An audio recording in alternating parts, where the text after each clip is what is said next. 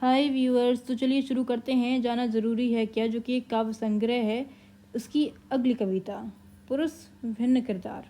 कभी कभी पिता होकर घर की छत बने, कभी प्रेम में रहकर फिर बच्चे बने, कभी बेटा होकर सपनों से समझौता किया, कभी जिम्मेदारियों का बस्ता उम्र से पहले कंधों पर लिया, कभी लड़े जंग के मैदान में डटकर, कभी हार गए लड़ाई अपनों की खातिर, कभी तेज बरसात में गाड़ी चलाते, कभी हॉस्पिटल में मरीज को दिन रात संभालते, कभी लाइनों में धक्के खाकर टिकट कटवाते, कभी बसों में अपनी सीट देकर घंटों खड़े रह जाते, कभी चुपके चुपके आंसू बहाते, कभी पूछ लेने पर फिर सब छिपा जाते।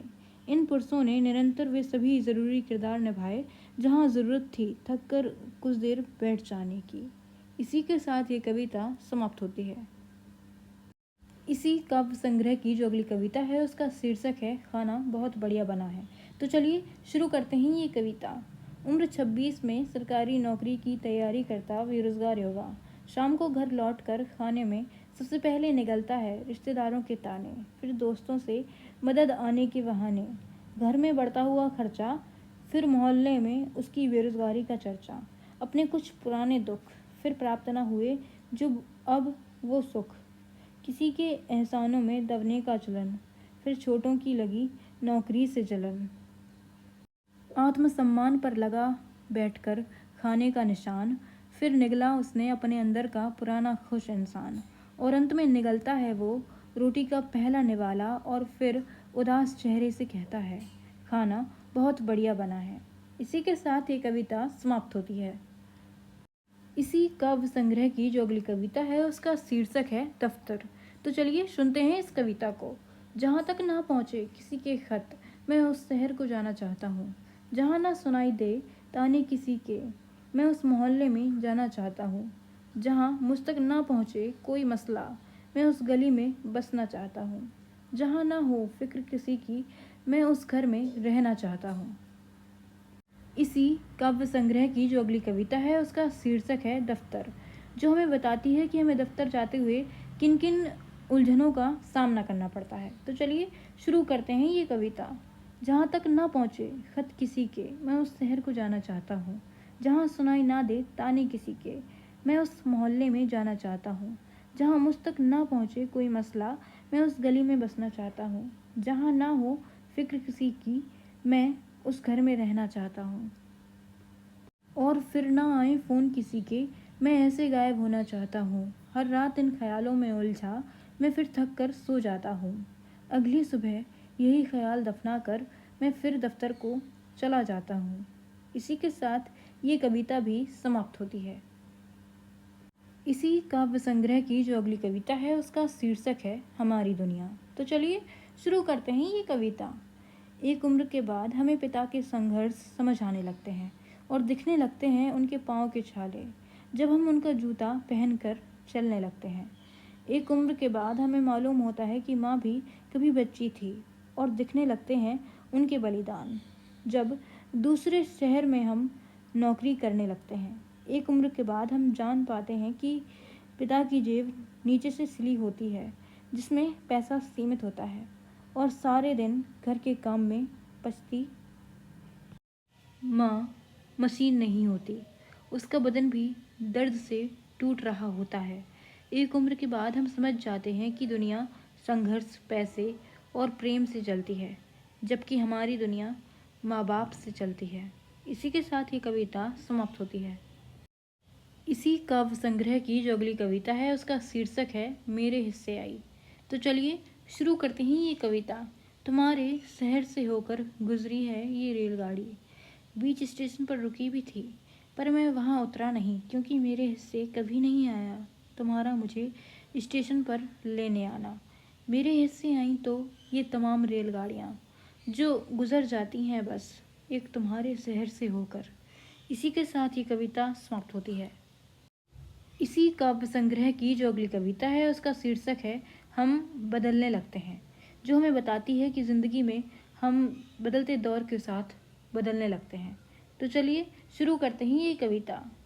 एक उम्र के बाद हमें भागने से ज़्यादा कहीं रुकना अच्छा लगता है, गति से ज़्यादा ठहराव प्रिय लगता है, दुनिया घूमने से ज़्यादा घर में रहना ज़रूरी लगता है।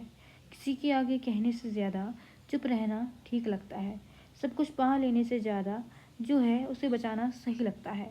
बाहर के शोर से ज़्यादा भीतर का मौन सुनाई देने लगता है। नए गानों से ज़्यादा पुराने गाने समझ आने लगते हैं। चमक से ज़्यादा सरलता प्रभावित करने लगती है और अंत में आकर्षण के बजाय प्रेम प्राथमिक लगने लगता है। एक उम्र के बाद हम बदलने लगते हैं, नई की जगह थोड़े पुराने होने लगते हैं। इसी के साथ ये कविता समाप्त होती है। इसी काव्य संग्रह की जो अगली कविता है उसका शीर्षक है अवसादों में जीवन, जो हमें बताती है कि अवसाद होने पर जीवन कैसा दिखाई देता है। तो चलिए शुरू करते हैं ये कविता। इन दिनों मेरा कमरा अवसादों से भरा पड़ा है। एक कोने में कुर्सी पर पड़े हैं तुम्हारी चुप्पी के अवसाद, वहीं मेज पर बिखरे हैं नौकरी की चिंता के अवसाद।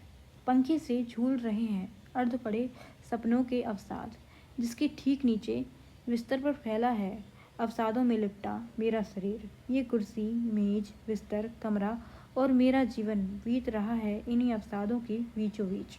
अच्छा सुनो, तुम आकर किवाड़ खोल झटक डालो ये कुर्सी, साफ कर दो ये मेज, खाली कर दो कमरे को और खींच कर जकड़ लो मुझे, फिर झाड़ दो ये सारे अवसाद जैसे झाड़ देते हैं धूल हम महीनों बंद पड़ी किसी किताब पर से।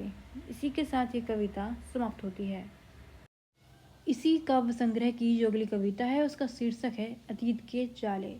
आखिर कितने बरस लगते हैं एक बरस से बाहर आने में, कोसों दूर फैले सन्नाटे में, जब एक तेज तर्रार ध्वनि कानों में सन्न से प्रवेश करती है, फिर अतीत के जाले रह रहकर और चमकने लगते हैं। ये ध्वनि हो सकती है वर्षों बाद टेलीफोन पर सुनी किसी की आवाज़, घर की देहली पर आवाज़ देता कोई पुराना मित्र, या किसी अनजान शहर में हाल पूछता कोई रिश्तेदार। मैं इन दिनों इस बात से हैरान हूँ कि बीते बरस से कुछ लोग ही साथ आ पाए हैं। कुछ से मैंने स्वयं विदा ली और कुछ ने मुझे अपने हिस्से की विदा दिए बिना चुपचाप ही अपना घेराव मेरे आसपास से हटा लिया। खैर, संबंध बनते मिटते रहते हैं, अंततः साथ वही रहते हैं जो वास्तव में आपके लिए होते हैं। इसी के साथ ये कविता समाप्त होती है। इसी काव्य संग्रह की जो अगली कविता है उसका शीर्षक है तुम्हारे प्रेम में। तो चलिए शुरू करते हैं ये कविता। तुम्हारे प्रेम में मैं कोई विद्रोह नहीं कर सकती, ना ही मैं बनवा सकती हूँ कोई स्मारक हमारे प्रेम का। हाँ, इतना वादा ज़रूर कर सकती हूँ कि जब भी इस दौड़ती भागती ज़िंदगी से हताश होकर तुम बैठ जाओ कहीं, मैं भी ठहर जाऊँगी तुम्हारा हाथ थाम कर वहीं, ठीक तुम्हारे साथ ही। और तब तक तुम्हारे साथ बनी रहूँगी जब तक तुम्हें खुद से प्रेम करना ना सिखा दूँ, क्योंकि मेरी नज़र में प्रेम में स्मारक बनवाने से ज़्यादा बड़ी बात है किसी को खुद से प्रेम करना सिखा देना। इसी के साथ ये कविता समाप्त होती है।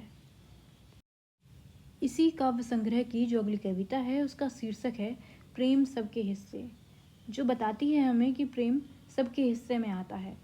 तो चलिए शुरू करते हैं ये कविता।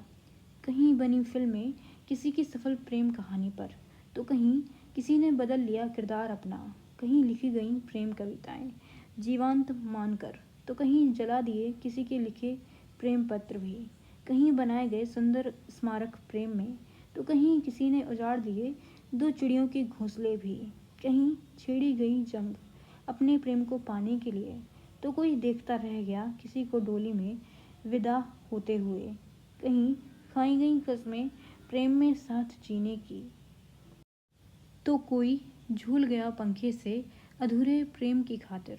प्रेम सबके हिस्से आया ज़रूर, परंतु कहीं स्थायी बनकर तो कहीं स्मृति बनकर। इसी के साथ ये कविता भी समाप्त होती है।